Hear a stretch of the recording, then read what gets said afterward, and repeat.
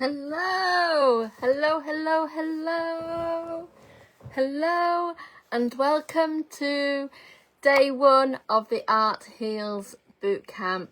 So just want to really give you a really warm welcome and thank you for joining, and I really appreciate you being part of this group. So if you are new to this group, welcome to the ACE Hub for Authentic Connected Expression. If you've been in this group a long time, thank you for sticking around, and huge apologies for sort of ghosting you a little bit and maybe being quite passive for a little while. But this is the idea, is that we want to be able to spend this week together doing some things creative and get energized and using art for healing. So hi Nick, hi Catherine, glad to see you here.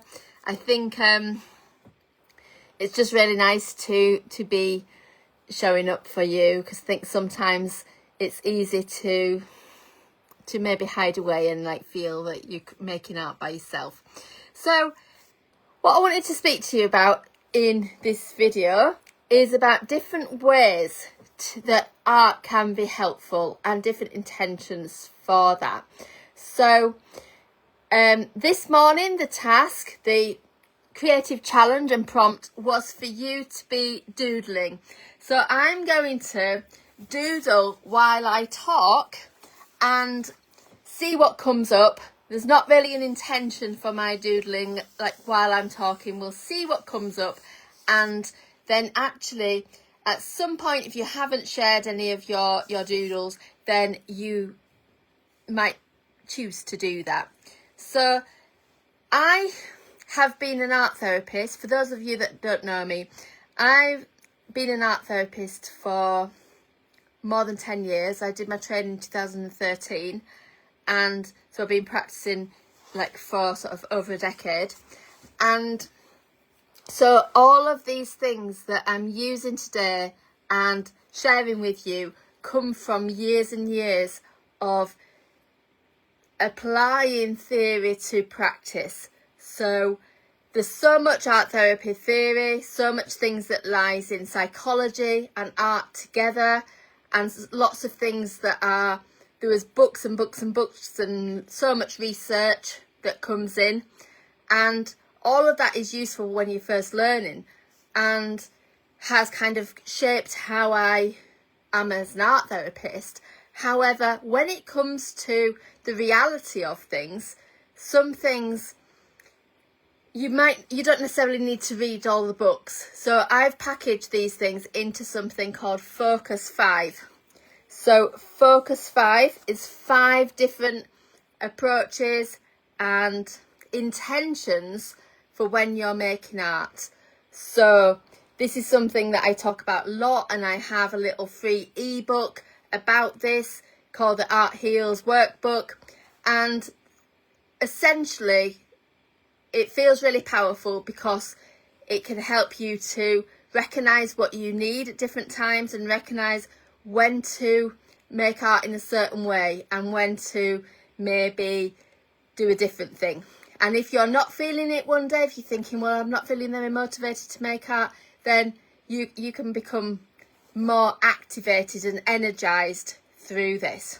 So the Focus 5 talks about 5 different things to focus on. And the first one's activate. We'll do my fingers there. Activate, then regulate, explore, express, empower. So we're going to be focusing on activate today. Now, the idea of this is that art and creativity can be a way of energizing and activating your energy levels and your mood. If you are feeling maybe flat in mood, if you're lacking motivation, or if you're wanting a boost to your energy, it can be a really good way to sort of activate that.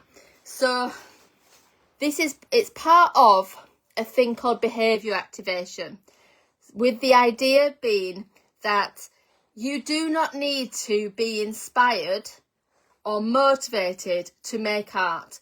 You do not need to be good at art technically to do any art. You do not need to have a degree in art to call yourself an artist, nor do you need to be selling art and making art every single day to consider yourself an artist. Everybody has creativity within themselves. It is just your choice as to whether you choose to make use of that creativity and what that means for you.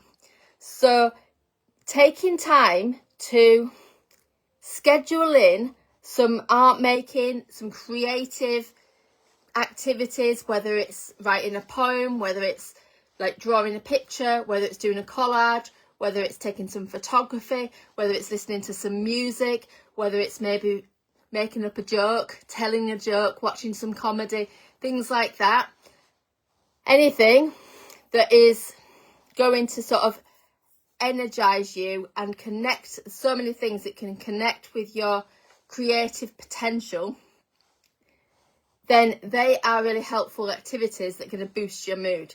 So it might be that you say, like the start of this week, you might be thinking, well, okay, I've been making art a lot, but I maybe want to lean into sort of making something that's more for me, or making something that is maybe not sure where to start. And the idea of kind of scheduling something or planning to do something, regardless of how you feel, means that you can achieve something. It provides some certainty for you. So it provides a sense of clarity that, yes, you too can make some art even if you're tired, or even if you've had a bad day. And sometimes they are the best times to make art, in all fairness, because if you're feeling like really upset or anxious, then making some art can really activate and energize you, and can also make you feel calmer. So we can talk more about that, like in some of the later videos when we talk about regulation. But the idea of today is I really want you to be able to be thinking about, like, what is it that I want to do when it comes to being creative? Is it because I want to express myself? Am I ready to express myself? Or is it that I need to set up a system and a practice and a way of being so that I am ready to have that routine in place? So the equivalent is that if, say, you were to start, if you thought, right, I want to run a race, I want to go and run a marathon, then you wouldn't just start running a marathon straight away. You might build up, like start going out for a walk, then start doing longer distance walking, maybe start doing some short distance running, run a bit, walk a bit, run a bit, walk a bit, and then gradually build up. Maybe do a 5k first, then do a 10k first. After that, you wouldn't automatically go and run that marathon, or you wouldn't automatically go and climb that mountain if you weren't ready for that. And it's the same with creating art. Often there's so many people that I speak to who haven't made art for years and years and years, and they maybe have this desire to make art but don't know where to start. And that's why I set the task of doodling. I've not really done much on this yet, but I set the task of doodling because you could literally scribble and then touch the materials and feel that you're doing something. And then it's the sort of thing that we often doodle when we're maybe in a meeting or something, or on the telephone, or subconsciously, like not really paying attention. And often doodling is considered to be maybe not real art, but trust me, if you are doodling, you are being creative, you are making art. And the idea is that can help people to focus. It can help people to feel calmer in their mind. It can also help people to feel more aligned and feel more sort of happier in themselves, especially if you choose to do doodling on maybe a bigger scale, or do something with intention. So that's why I want you to set sort of doodle as the first sort of task. So the idea is that you don't need to, it doesn't matter what you come up with. And it was really nice seeing people sharing images in the group today, like different things that people have been creating. And if you are wanting to share any of your images, then feel free. It would be lovely to see what you're doing this week, whether you're starting to make something from scratch, whether it's maybe using materials that you haven't used before, whether it's doing something that's quite familiar with you to get started and then perhaps choosing to do something else later on. It's purely down to you. And I believe that everybody is creative and everybody has that creative force within them and that creative potential and that creative energy. And this is the sort of thing that I hear, it's so easy to think, oh, well, actually, art's not for me. I'm not a creative person. It's so easy to think that, or think, well, I'm just playing around with this. I'm not a real artist, or I'm not necessarily making art that other people will like. But making art for you is really, really powerful in itself. And you never know, people can look at your art and feel really inspired and feel really energized by the colours or by the textures or by the designs or the patterns, or that it might provoke and evoke a thought in them or an emotion in them that helps them to feel like really validated and like anchored as themselves. And you can actually have a huge impact. The world needs your art. Like, being able to share your art isn't always for everyone, but I think that stepping out of that comfort zone and training your brain that, yes, I am creative, I can do this, and maybe keeping it as a sort of a normal part of the self-development routines and rituals, and thinking about it as like a common practice, that bringing creativity into your life as a daily practice or a weekly practice, much like when it comes to self-development, people might do a walk, for instance. They might read a book, they might listen to music, they might listen to a podcast, for instance, or they might do journaling, they might do cold plunge pools, really trendy at the moment. And art is the thing, or anything creative is one of those things that's often missed in that self-development wheel, where people see that as it's for them, not me. And I would just really encourage you to give yourself permission to be creative. Give yourself permission to start a sketchbook if you haven't already done so, or allocate time for you to make art in the week. Maybe carry art materials around with you if you like. Be able to do something. It might be that you just like have small post-it notes, and that's where you might decide to draw and doodle and sketch. And it might be that photography is your thing, and actually your creative potential lies in photography, or starts with photography and then develops later on into something else. It's purely up to you what you do. And because I've seen this so many times of people saying, oh, I can't make art, I can't do art therapy because I haven't got a creative bone in my body, I'm just not a creative person, and I'm not very good. I've been questioning that for other things as well. So I've sometimes said things like, well, I'm not very logical, I'm not very organised, I'm not very tidy. And that's because I'm just not an organised person, I'm just not a logical person, I'm not that kind of person. And it's because I'm creative. And I call BS to that.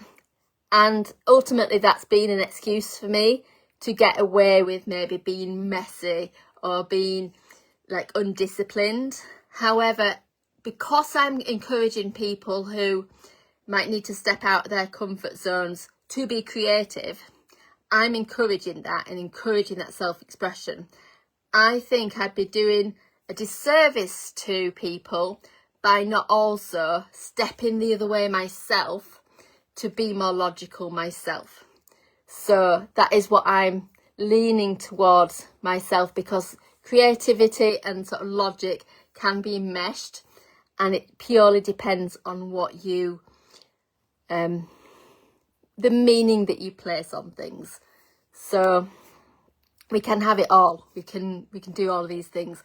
Sometimes it is just purely sometimes our brains aren't necessarily lined up to certain things, and it can feel like that.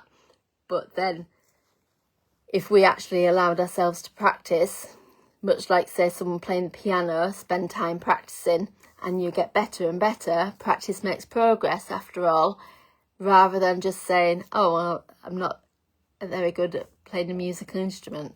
Everyone had to start from ground zero and then build up. So the whole point of today's live is to do a little bit of a monologue, a little bit of a, yes, you can do it. Let's have you creating art, stepping out of your comfort zone if you require it. Allow yourself to make art for you. It might be that you want to combine art making with journaling and have images and words together. It might be that you want to go down the sort of lyrics idea, like verbal kind of poetry and doing things like that. Or it might be that you set yourself a challenge this week to maybe make things that are bigger, do things that are like maybe more taking longer to create. So making something that takes like a whole evening to make, or where you're doing something and then adding to it throughout the week.